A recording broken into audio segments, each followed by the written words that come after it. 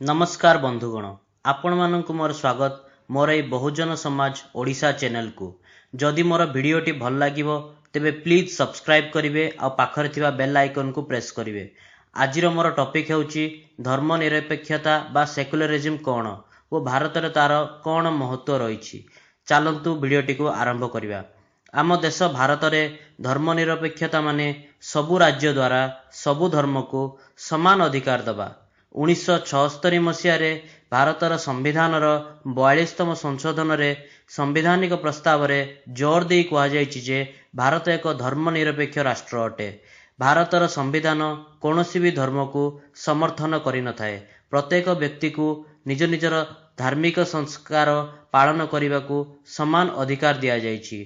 धर्मनिरपेक्षतार अवधारणा भारतर एक महत्वपूर्ण भूमिका ग्रहण करथाए। भारतर धर्मनिरपेक्षता एक सकारात्मक क्रांतिकारी और व्यापक अवधारणा जेउटा कि सबु धर्मर व्यक्ति को गोटे सूत्र रे बांधि रखिछि। यह प्रकृत रे नकारात्मक नुह कि धर्म विरोधी नुह। भारतर धर्मनिरपेक्षता मानव जीवन रे धर्मर मूल्य को जाने।